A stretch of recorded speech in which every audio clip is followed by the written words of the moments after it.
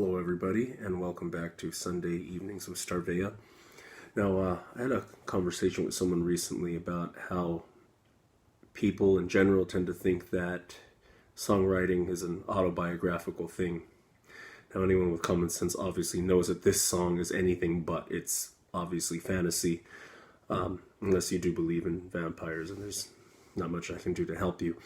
But the thing is that I wanted this whole segment of videos, this whole project, to be something that could help out songwriters. I remember when I was just starting out and being completely clueless. And, I want to try to give as many tips as possible. So one thing I wanted to point out, if you're just getting started with songwriting and you're new to this whole thing, it's good to try to keep in mind that whatever it is you're writing about, whether it is personal, lyrically, or fantasy like I'm doing with this and like I do with most of my songs, that you still try to put some realism to it, make it believable to the listener. In other words, just put your own spin on it. Quentin Tarantino once pointed out that, even if you're writing a war film and you broke up with your girlfriend that day, that, bring some of that to the table, bring some of that real emotion into it. I know that's a really strange example, but it makes sense to me. Put something into it. In this case, I'm trying to be lighthearted, and it's good to stay on track and know exactly what kind of angle you're going for. You want to have a little bit of a roadmap. So what I planned out here is that with a song like this, I'm not trying to get too serious. I'm not trying to make these Bram Stoker or Anne Rice vampires in this song. To me, I've decided that I'm going to kind of create this setting where it has more of a Lost Boys, or even without the cheesy 80s music, of course, but maybe even a From Dusk Till Dawn, Robert Rodriguez kind of vibe. It's like a B-movie feel. It's a little more fun and a little bit more just lighthearted, not taking itself too seriously. So I decided that I was going to add as much of the old vampire lore as possible. I like the idea of, obviously the burning up in sunlight, the crucifix, holy water. I like the idea of the fact that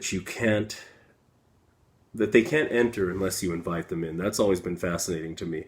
I like that aspect of the mythos because that gives a reason for them to be charming, attractive, not like werewolves and zombies and such. But I think that's kind of interesting that they would evolve or adapt. If they existed, they would adapt that kind of trait, because those who are charming enough to be invited in would essentially feed better.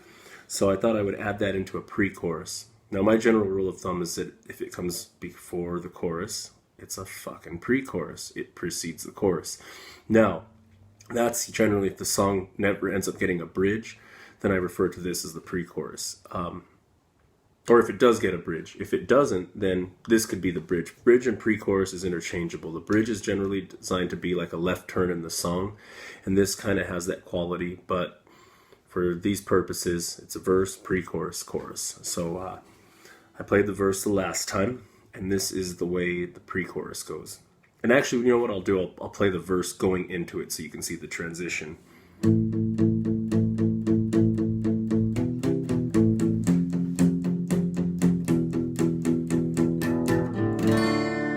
Damned will tempt you with their dark eternal gifts, but you must never let them in.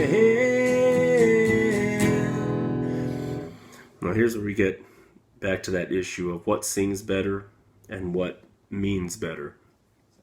I really like the word the damned. The damned will tempt you with their dark eternal gift, but you must never let them in.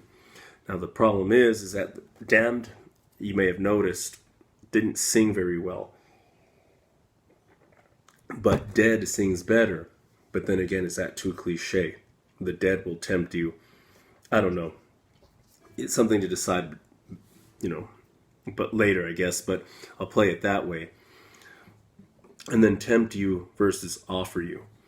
So the dead will offer you their dark eternal gift.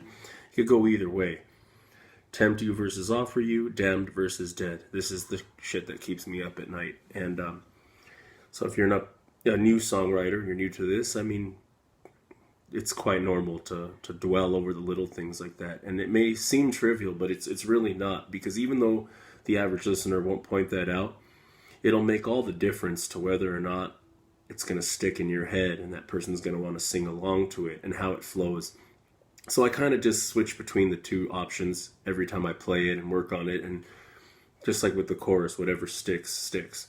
So I'll go ahead and play the pre-chorus and show you how it leads into the chorus. And yeah, we're over 5 minutes into it already, so I'll try to wrap it up. Might want to tune first.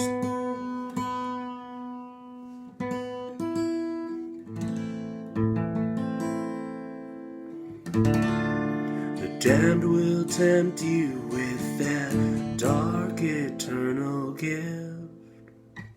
The dead will offer you their dark eternal gift.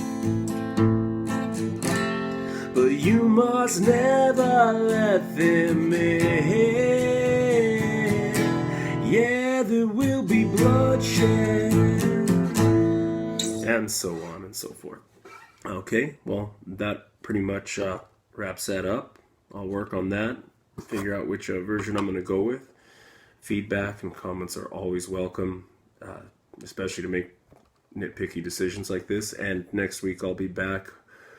If not with anything new, then I'll just play everything together next time. Till next time.